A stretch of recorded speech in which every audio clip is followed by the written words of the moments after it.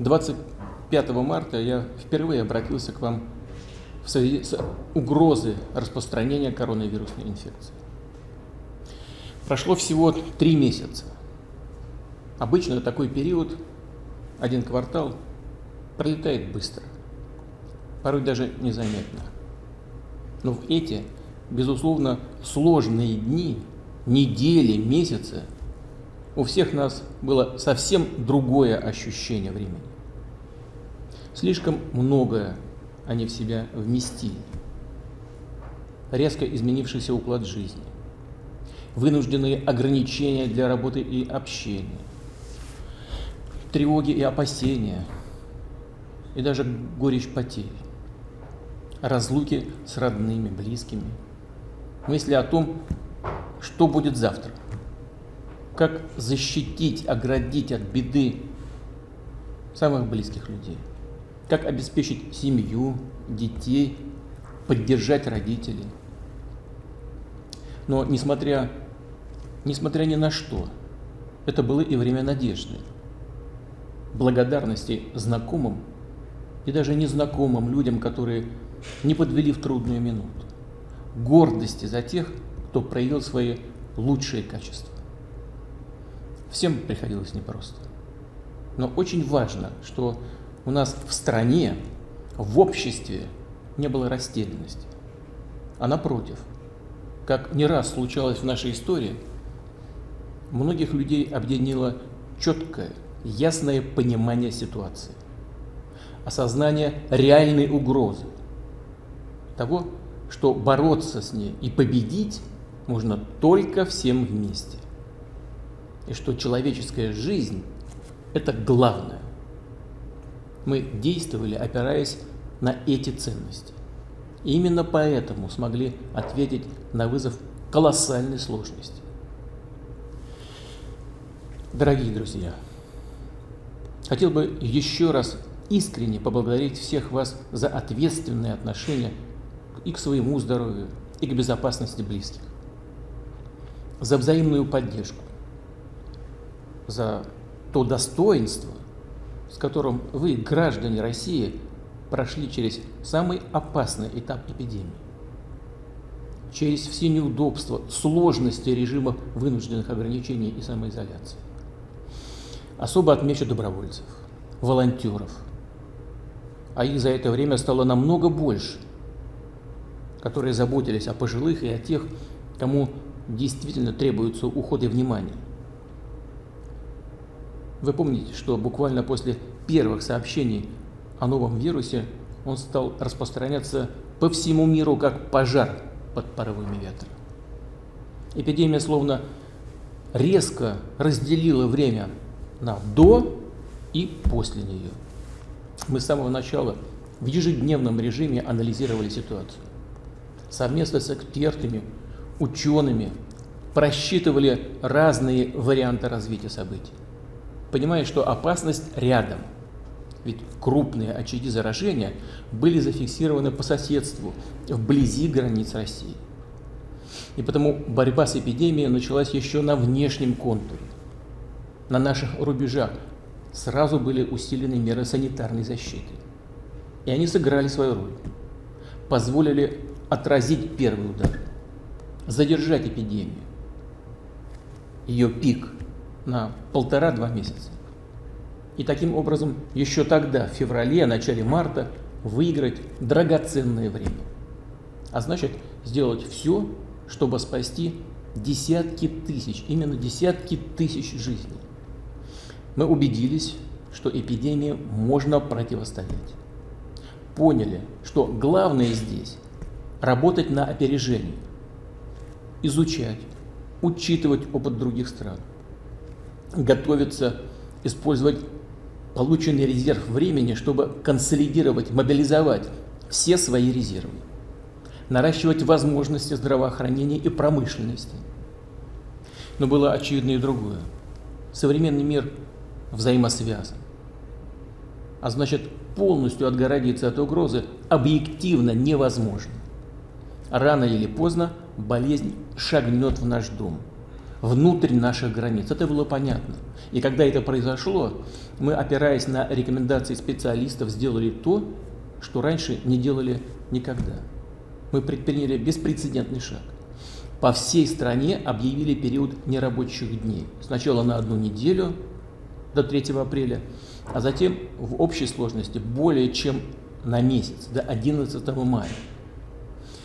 И как показало дальнейшее развитие ситуации, сделали это своевременно и обоснованно. Мы вновь вырвали у эпидемии время. И опять добились главного – сохранили человеческие жизни. При этом не стали действовать по шаблону. Все мы знаем, Россия огромная, самая большая в мире по территории страна. В каждом регионе ситуация складывалась по-разному. Отличалась и по темпам распространения инфекции, и по масштабу. Поэтому с самого начала мы выбрали гибкую модель. На федеральном уровне принимались и принимаются еще меры общенационального характера, а субъекты федерации получили дополнительные полномочия, чтобы при координации правительства определять тактику действий, исходя из ситуации на местах. Такой подход оправдал себя. Кстати, был взят на вооружение и в других странах. Я хочу поблагодарить глав регионов, городов, руководителей муниципалитетов. Всех, кто по долгу службы был обязан в этот период находиться на работе, на своем посту. Хочу поблагодарить за понимание своей ответственности и четкие действия.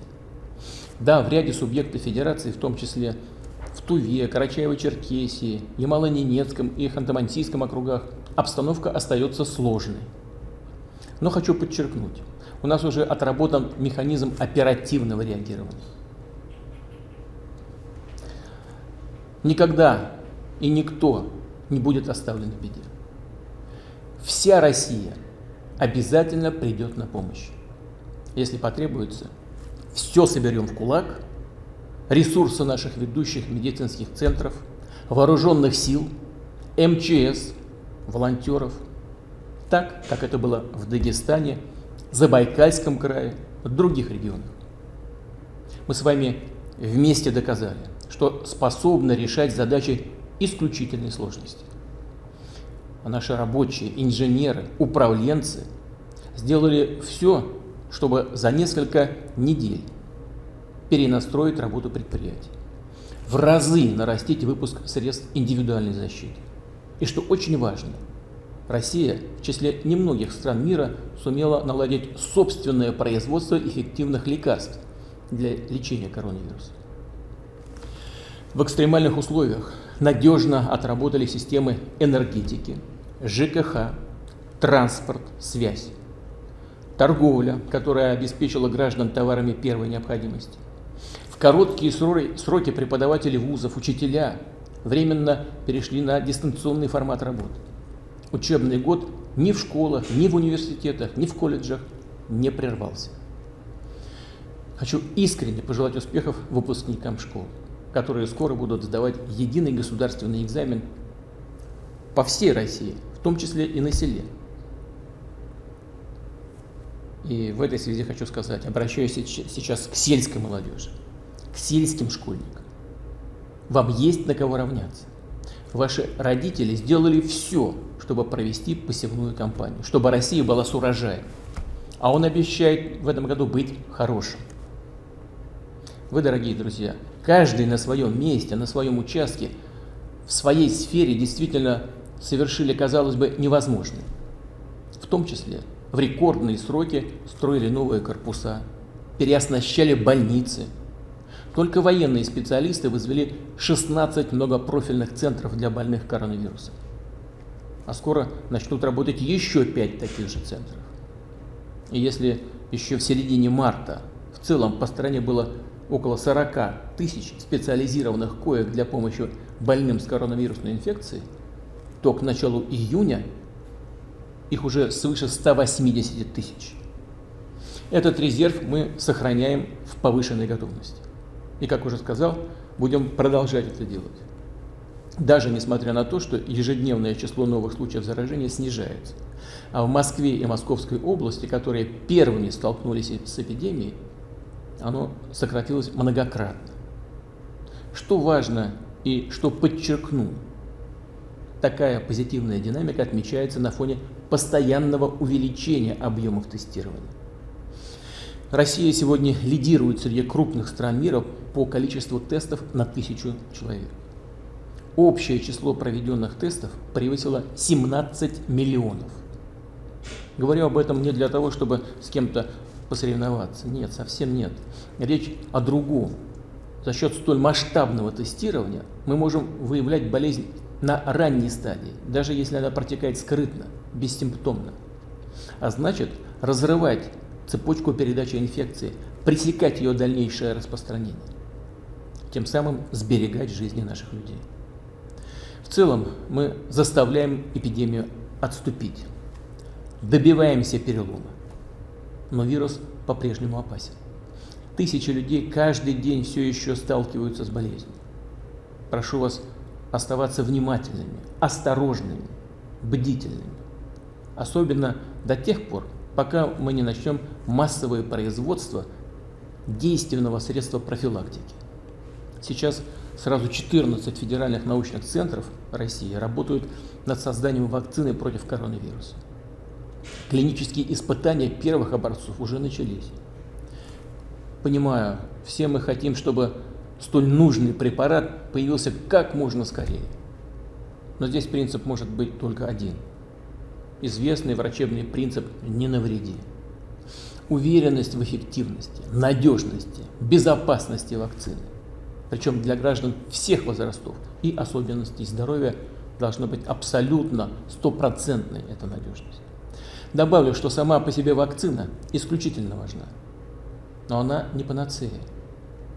Противостоять угрозе можно только за счет соблюдения всего комплекса санитарных профилактических мер. И, конечно, огромная определяющая роль принадлежит системе здравоохранения. Во многих странах именно критическая перегрузка больниц, госпиталей стала основной причиной высокой смертности. Эпидемия показала, российское здравоохранение способно эффективно реагировать на экстренные ситуации, в короткие сроки наращивать свои возможности. Уже говорил, что во многом это воплощение опыта и тех принципов организации медицинской помощи, которые закладывались в России целыми поколениями специалистов. И во времена земской медицины, и в советский период. Это также результат той системной работы, которую мы вели в последние годы по оснащению наших больниц и поликлиник современным оборудованием, средствами диагностики, компьютерными томографами, которые так необходимы сегодня. Ну и, конечно, душа, сила, опора нашего здравоохранения – это люди, преданные своему делу, своему призванию. Хочу еще раз поблагодарить врачей, фельдшеров, медсестер, всех специалистов, кто принял на себя основной удар эпидемии, борется за каждого человека и сегодня, помогает коллегам в других регионах. Мы всем понимаем, какая колоссальная нагрузка легла на вас. Причем с самых первых дней эпидемии, когда вирус был практически не изучен, непредсказуем, когда нужно было учиться лечить заболевших людей, осваивать новые методики, лекарства и ежедневно, ежечасно рисковать самим, спасая жизни других. Поддержать вас, обеспечить вас всем необходимым – это святая обязанность государства. Мы делали и будем делать для этого все возможное, и не снимаем эти вопросы с контроля. В том числе это касается и материальной поддержки.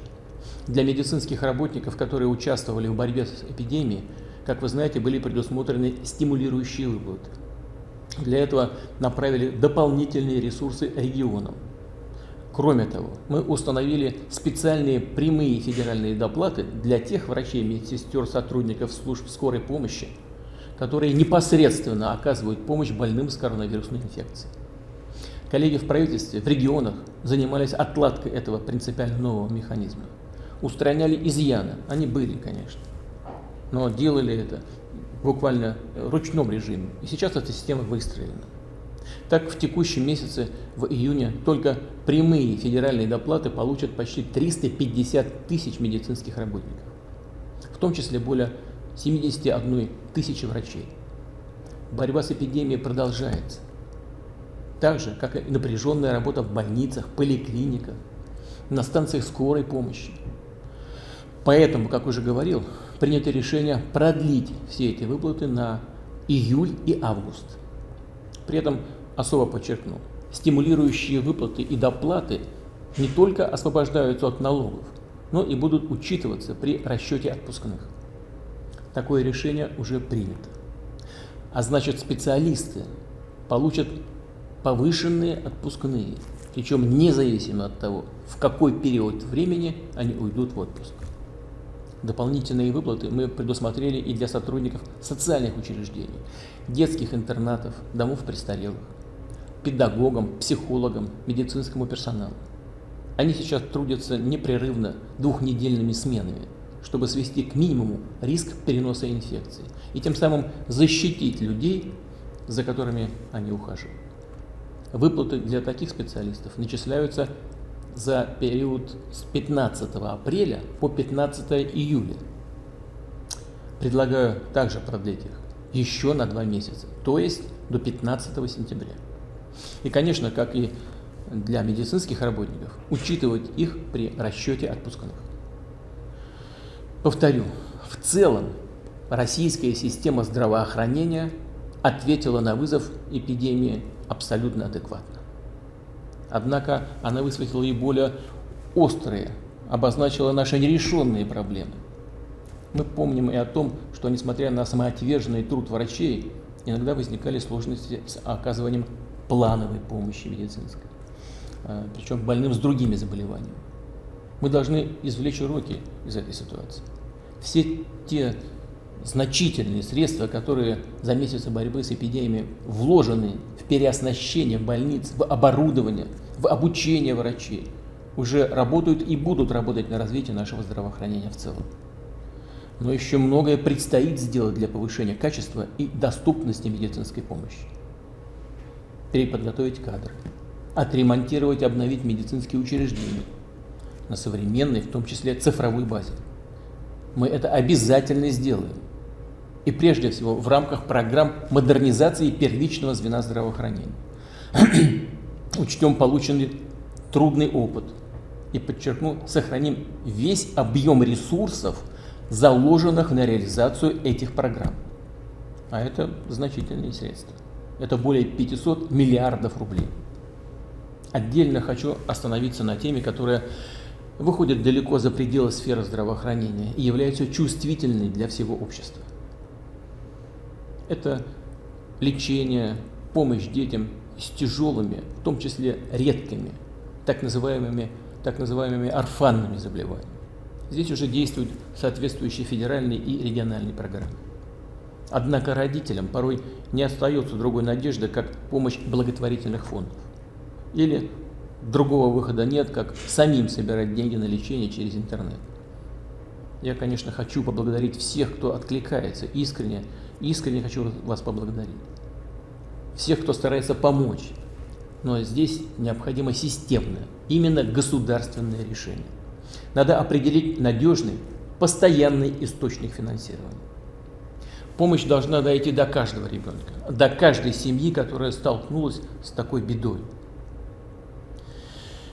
Что в этой связи хочу сказать и что хочу предложить?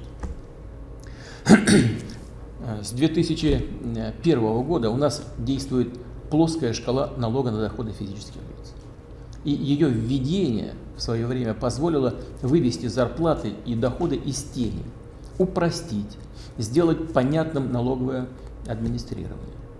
То, что граждане с разным уровнем доходов платят налог одинаково, по одной ставке в 13%, на первый взгляд выглядит даже несправедливо. Однако, если учесть, что после введения плоской шкалы НДФЛ собираемость налога увеличилась, причем увеличилась значительно, и эти дополнительные средства государство получило возможность направить на решение социальных задач, то станет ясно, что справедливость здесь абсолютно ни при чем. Сейчас, с учетом нового качества администрирования, внедрения здесь цифровых технологий, сейчас появилась возможность распределять налоговую нагрузку более дифференцированно и направлять дополнительные финансовые поступления на решение конкретных, значимых для общества задач. В этой связи предлагаю следующее. С 1 января будущего года изменить ставку налога на доходы физических лиц с 13 до 15% для тех, кто зарабатывает свыше 5 миллионов рублей в год. Сразу уточню, что повышенной ставкой будут облагаться не все доходы, а только та их часть, которая превышает 5 миллионов в год. Но и это даст бюджету порядка 60 миллиардов рублей. Эти средства предлагаю окрасить, как говорят специалисты, защитить от любого другого использования и целевым образом направлять на лечение детей с тяжелыми редкими заболеваниями, на закупку дорогостоящих лекарств, техники и средств реабилитации, на проведение высокотехнологичных операций. Подчеркну, все уже действующие программы лечения редких заболеваний детей должны быть безусловно сохранены. Средства, о которых я сказал, порядка 60 миллиардов ежегодно, пойдут именно плюсом, в дополнение к тем ресурсам, которые уже выделяются на высокотехнологичную помощь и лекарственное обеспечение. И, конечно, здесь нужно исключить любую бюрократию, выработать эффективный механизм в прямом диалоге с гражданским обществом. Но полагаю, что ключевой принцип, он очевиден. Решения об использовании этих средств, этих денег, должны быть прозрачными и абсолютно открытыми, пользоваться безусловным доверием. Моральное право принимать эти решения имеют только врачи, общественные деятели, люди, которые всю жизнь посвятили помощи больным детям, работе в некоммерческих, благотворительных организациях, делом доказали свою порядочность, имеют непререкаемый авторитет и безупречную репутацию. Нужно создать такой механизм. Уважаемые друзья, эпидемия нанесла сильнейший удар по мировой экономике.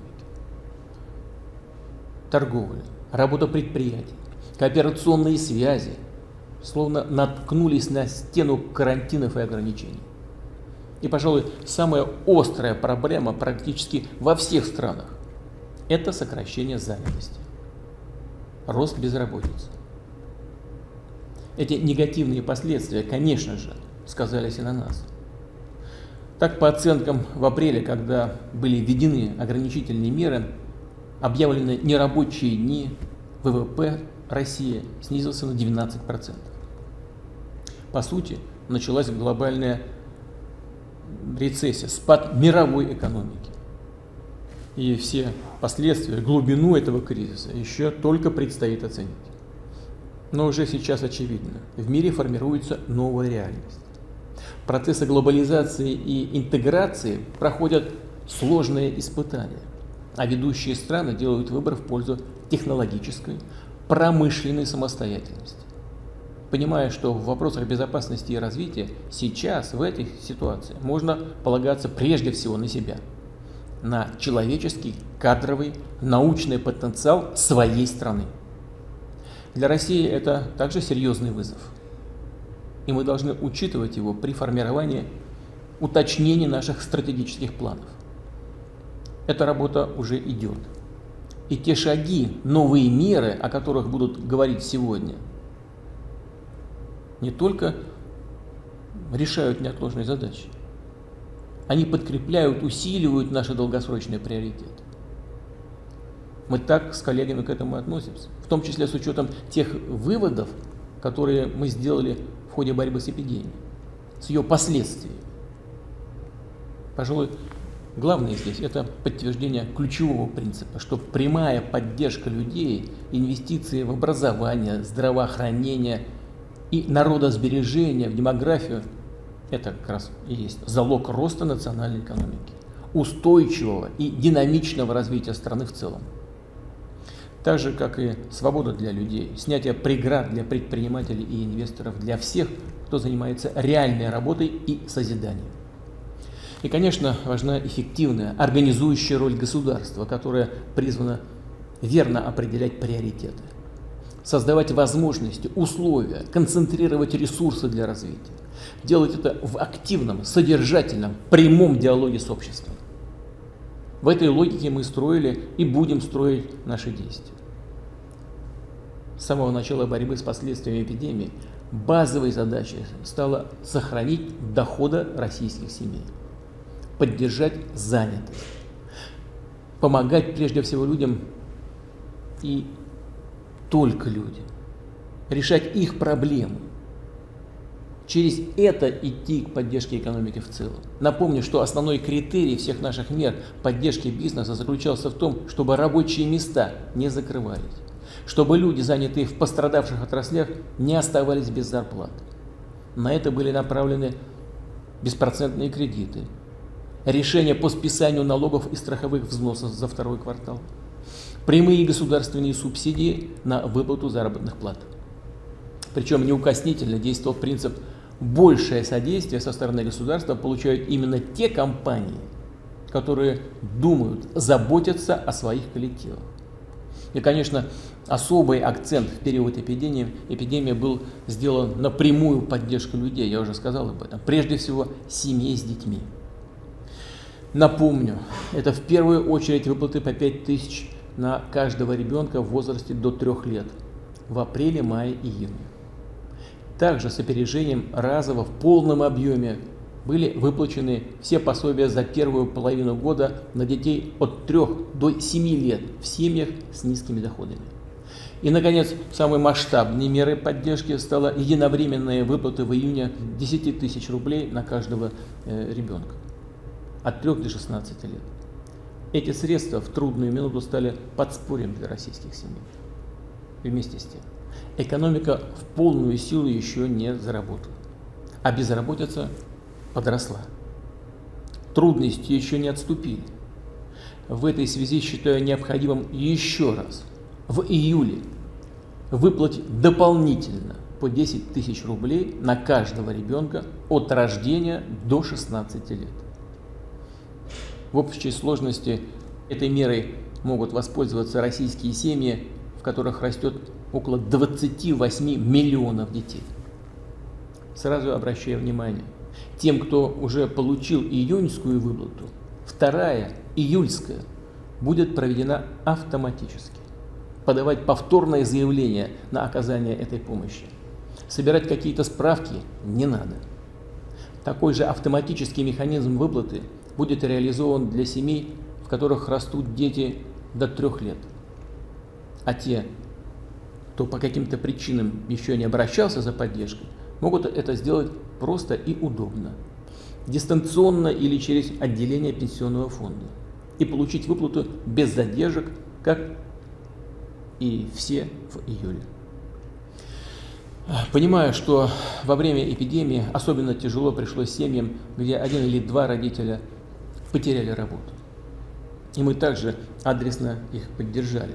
Предусмотрели ежемесячную выплату по 3000 рублей на каждого несовершеннолетнего ребенка. Увеличили пособия по безработице и расширили охват такой помощи. Так, на начало апреля поддержку от служб занятости получили 720 тысяч человек. Сейчас свыше 2,5 миллионов. То есть мы смогли помочь почти всем, кто столкнулся с безработицей в этот сложный период. В этой связи подчеркну, все решения по поддержке рынка труда, по увеличенному пособию по безработице, по выплатам детям в семьях, где родители временно остались без работы, продолжат действовать и в июле, и в августе. При этом полученный опыт, созданные механизмы должны стать основой для совершенствования служб занятости, для развития системы социальных контрактов, когда проблемы конкретной семьи решаются адресно с учетом ее жизненной ситуации. Отмечу, что пакет поддержки граждан, экономики, который мы запустили этой весной, стал беспрецедентным по своему масштабу, объему выделенных средств, охвату помощи. Мы смогли это сделать благодаря накопленным резервам и стабильным макроэкономическим показателям. благодаря ответственной бюджетной и денежно-кредитной политике, которую мы проводили все последние годы. У нас не произошло резкого скачка цен. Вы также помните, что творилось на ключевых сырьевых, энергетических, мировых финансовых рынках. Непредсказуемые колебания, порой просто паника. Понятно, что все это не могло не сказаться на нашей национальной валюте. Но мы сперва не допустили резкого падения курса рубля, а затем он фактически вернулся на докризисный уровень. Это было крайне важно для защиты доходов и сбережения граждан.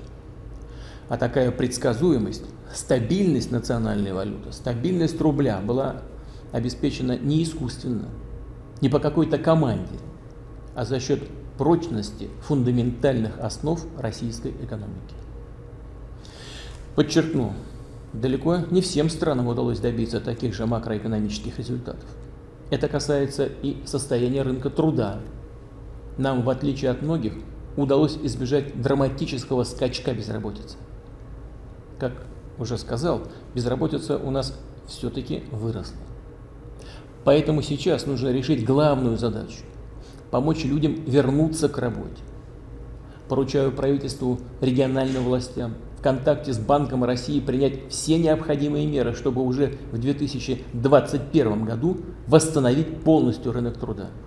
А это значит, что число безработных в России должно как минимум вернуться на докризисный уровень, а лучше, конечно же, опуститься еще ниже. Повторю, у нас есть ресурсы, возможности, чтобы быстро восстановить национальную экономику, выйти на траекторию роста. Для этого мы сохраним долгосрочные ориентиры макроэкономической политики. А говоря профессиональными терминами, бюджетное правило и инфляционное таргетирование. По существу, на понятном всем языке, речь идет об ответственном управлении государственными финансами и стабильности цен. Все это важные, принципиальные условия для обеспечения устойчивости экономики и роста доходов граждан, для дальнейшего снижения процентных ставок. В этой связи, конечно, отмечу и последовательную линию Центрального банка России на смягчение денежно-кредитной политики. Буквально на днях, как вы знаете, ключевая ставка была вновь понижена сразу на 1 процентный пункт до 4,5%. Обращаю внимание, до минимального значения за всю нашу новейшую историю. Для экономики это новые возможности для запуска инвестиционных и инфраструктурных проектов. Для предпринимателей кредиты на расширение своего дела, а для граждан более доступные займы на покупку нового жилья. Как вы знаете, этой весной мы запустили специальную программу льготной ипотеки, чтобы семьи могли приобрести новое жилье с помощью кредита по ставке 6,5%. Свыше 45 тысяч семей уже оформили такую ипотеку. Сейчас нужно обязательно расширить возможности для выбора комфортного современного жилья. И в этой связи предлагаю распространить льготную ипотеку на новое жилье стоимостью не до 3, как прежде, а до 6 миллионов рублей. А в крупнейших агломерациях, Московской, Санкт-Петербургской, до 12 миллионов рублей. Здесь цены на недвижимость объективно выше, чем в целом по России. Думаю, что это будет востребованной мерой поддержки. Отдельно остановлюсь на такой мере поддержки занятости, как льготный кредит по ставке 2% для пострадавших отраслей. Эти средства будут доступны организациям, предприятиям 3 равными траншами в июне, июле и августе. И затем, как мы и говорили, при сохранении штатной численности компаний долг будет полностью списан. Мы видим, что эта мера востребована. Уже одобрены заявки от 90 тысяч компаний, где работают 2 400 000 сотрудников. Но спрос, как мы видим, спрос гораздо выше оказался, чем изначально планировало правительство. Поэтому предлагаю расширить эту меру поддержки, эту программу, выделить на ее реализацию еще 100 миллиардов рублей. и таким образом дополнительно поддержать предприятия, их работников на этапе выхода из режима ограничений и тем самым ускорить восстановление экономики и занятости. Да, некоторые из вынужденных санитарных ограничений, которые были введены весной, пока сохраняются.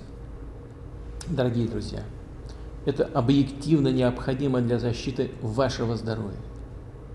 Но обращаюсь сейчас к главам регионов. Крайне важен разумный, взвешенный и просчитанный подход к открытию экономики.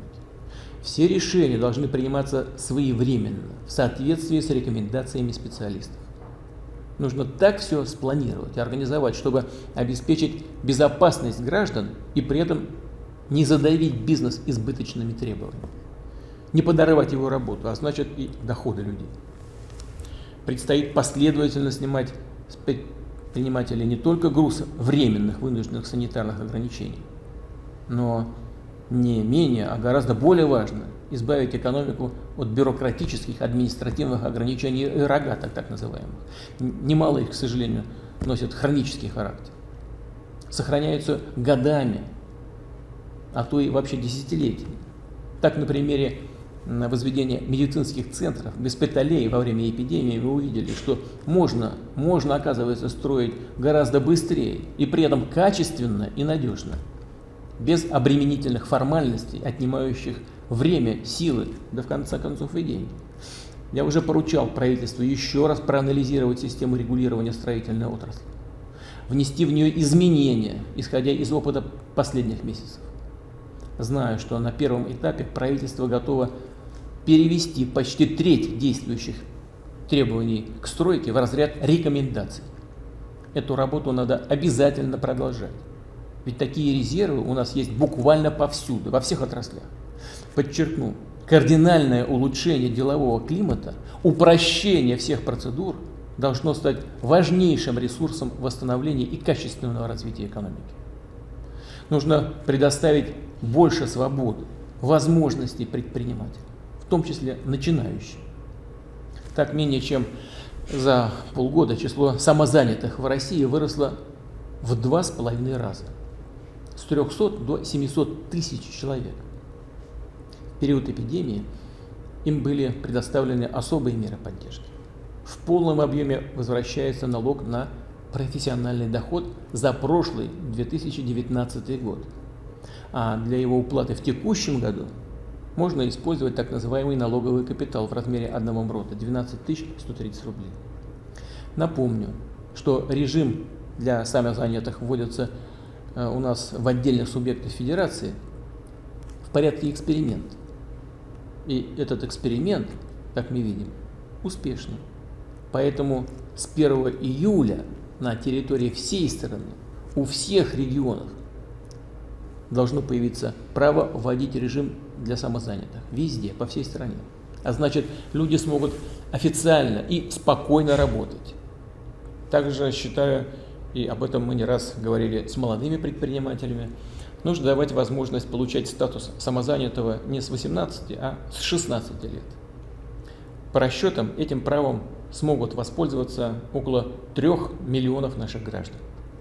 При этом такие начинающие предприниматели также получат дополнительные налоговые льготы, а именно налоговый капитал в размере одного МРОТ, чтобы не отвлекать ресурсы от развития своего дела на уплату налога. Именно молодые люди, энергичные, образованные, профессиональные, часто вчерашние школьники и студенты составляют костяк высокотехнологичных команд и компаний, в том числе в сфере информационных технологий.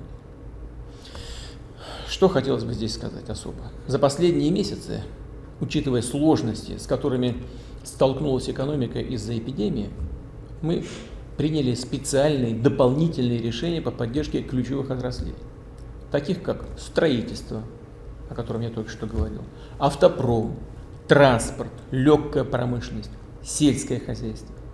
В общей сложности здесь заняты несколько миллионов наших граждан, а вместе с семьями речь идет о благополучии десятков миллионов людей. И мы стремились сделать все, чтобы они сохранили доходы. 10 июня встречался с представителями сферы IT и телекоммуникаций. В период эпидемии эффективный, быстрый перевод значительной части деловой жизни, работа важнейших государственных, образовательных сервисов в режим онлайн показал, какими мощными технологическими кадровыми возможностями обладает российский IT-сектор. Он один из самых динамичных, бурно растущих. Добавлю, что только за последние 5 лет экспорт нашего отечественного программного обеспечения увеличился вдвое. Нам, конечно, есть еще над чем работать, но все-таки это хороший показатель. Здесь, в этой отрасли, сосредоточены многие базовые, так называемые сквозные решения и технологии, важные для всей экономики и социальной сферы. В целом, для всех сфер жизни России. Конечно, для поддержки, для развития такой системообразующей отрасли нужны не просто эффективные, а нетривиальные подходы и решения. И в ходе состоявшейся встречи дал поручение коллегам из правительства совместно с экспертным, профессиональным сообществом проработать такие шаги. Учитывая при этом, что сфера информационных технологий традиционно отличается высокой мобильностью. Предприниматели, сотрудники предпочитают жить и вести бизнес там, где это максимально удобно и комфортно. Поэтому налоговые, финансовые, правовые условия для работы в нашей стране должны быть глобально конкурентоспособны. И это требование касается на самом деле не только IT-сферы, но и всех без исключения секторов российской экономики. Планы по поддержке отрасли, о которой я только что сказал, подготовлены. Решения приняты. В качестве первого шага предлагаю провести в IT-отрасли так называемый налоговый маневр. И прежде всего существенно сократить нагрузку на фонд оплаты труда. А это, отмечу, основная статья расходов для высокотехнологичных компаний. Напомню, мы уже вдвое, до 15% понизили ставку страховых взносов для всех компаний малого и среднего бизнеса. Считаю, что в IT-сфере мы можем и должны пойти дальше. Сейчас ставка страховых взносов для таких компаний составляет 14% на период до 2023 года. Предлагаю снизить ее до 7,6%. Причем не временно, а бессрочно. Кроме того, будет правильно, существенно, на порядок уменьшить ставку налога на прибыль для IT-компаний. А также, разумеется, бессрочно. С нынешних 20% до 3%, что не только сравнимо, а даже лучше, чем в таких привлекательных сегодня для IT-бизнеса юрисдикциях, как индийская или ирландская. Фактически это будет одна из самых низких налоговых ставок в мире. Налоги – это, конечно, важно, но далеко не все. Прошу правительства продолжить анализ по всем другим условиям работы IT-отрасли и смежных сфер. Мы также должны быть здесь конкурентоспособны. Далее. Уже говорил, насколько важно повышать доверие между государством и бизнесом. На этой прочной базе мы выстраиваем механизмы поддержки в текущей непростой ситуации. Помогаем людям, которые поверили в то, что в России выгодно, безопасно, надежно работать. И делать это можно легально, открыто, по-честному. У нас много предпринимателей, которые развивают свой бизнес не только внутри страны, но и за рубежом. И у них должна быть возможность удобно, цивилизованно платить налоги дома, в России. Сейчас российские налоговые резиденты, владельцы зарубежных активов, платят налог на полученный доход от деятельности так называемых контролируемых иностранных компаний по достаточно сложной, громоздкой и, можно сказать, запутанной схеме. Предлагаю ее кардинально упростить, предоставить право уплачивать фиксированную налоговую сумму 5 миллионов рублей в год без дополнительной отчетности. Таким образом, мы дадим стимул к развитию современного, ответственного бизнеса, причем именно в российской юрисдикции. Также обращаю внимание правительства. Нужно в целом поддержать инвестиционную активность, создание новых рабочих мест. Здесь многое зависит и от усилий субъектов федерации. Вместе с тем, эпидемия поставила региональные финансы в достаточно сложное положение. Мы это видим, понимаем. Речь не только о возросших расходах на систему здравоохранения, на прямую помощь людям, предприятиям, но и о выпадающих доходах, которые недополучены бюджетами субъектов федерации. В том числе в связи с федеральными решениями по налоговым льготам и отсрочкам. В этой связи поручаю правительству оказать дополнительную финансовую помощь регионам, выделить еще 100 миллиардов рублей плюсом к тем 200 миллиардам, о которых мы уже объявили ранее. И тем самым компенсировать расходы регионов, связанные с реализацией общенациональных мер борьбы с эпидемией и ее последствиями. При этом прошу внимательно посмотреть на принципы распределения такой поддержки. Не ограничивать, а напротив поощрять регионы, которые активно вкладывают свои ресурсы в проекты развития. Кроме того, в текущем году добавим еще 100 миллиардов рублей на обновление региональной дорожной сети. Направим эти средства в те субъекты, которые работают быстро, строят, ремонтируют дороги качественно и с опережением графика.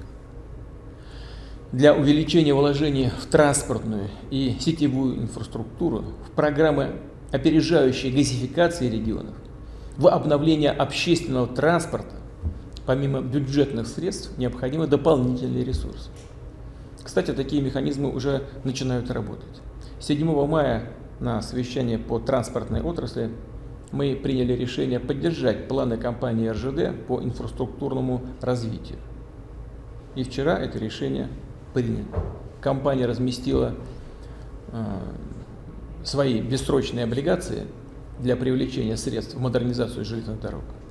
В том числе с учетом этого опыта поручаю правительству в ближайшее время подготовить предложение по широкому использованию инструментов долгосрочного финансирования развития инфраструктуры. Этот и другие значимые вопросы обсудим уже в июле на заседании Совета по стратегическому развитию. Подчеркну, наши базовые ориентиры остаются неизменными. Но нам предстоит уточнить параметры, сроки, приоритеты национальных проектов, погрузить, интегрировать в них меры общенационального плана действий по восстановлению экономики. И, конечно, заложить под них необходимые финансовые средства, в том числе уже сейчас в рамках нового бюджетного цикла. Прошу правительства предусмотреть увеличение доли эффективных расходов на здравоохранение и образование, а депутатов в ходе работы над будущим федеральным бюджетом проявить солидарность с таким подходом. И что в этой связи считаю важным? Важно подчеркнуть. 1 июля состоится голосование по поправкам в Конституцию России. Они вступят в силу, разумеется, я уже об этом много раз говорил, только если граждане их поддержат. Именно воля народа принципиально важна для того, чтобы обеспечить надежные условия для уверенного, динамичного, долгосрочного развития страны на годы и десятилетия вперед.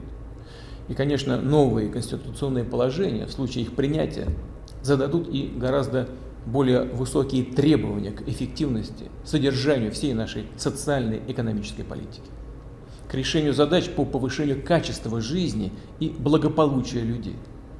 Прошу это учитывать в своей работе и коллег в правительстве, и руководителей органов власти на всех уровнях. Уважаемые граждане России, прошедшие месяцы и для нашей страны, и для всех государств стали временем масштабных вызовов и трудных испытаний. Повторю, всем нам было непросто. Но с самого начала, с начала эпидемии, мы сделали свой выбор. Твердо решили, что на первом плане должен быть человек, его жизнь, здоровье, благополучие. Что главное – это сберечь людей, а все остальное приложится. В тяжелых условиях эпидемии проявились лучшие качества нашего народа. За это время мы многое переосмыслили.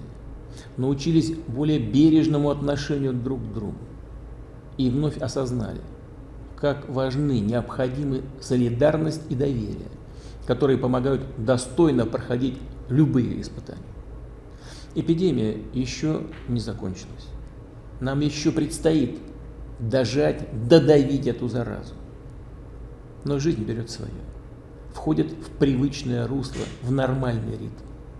Да, у всех сейчас накопилось немало задач, забот, которыми предстоит заниматься в ближайшее время и дома, и на работе.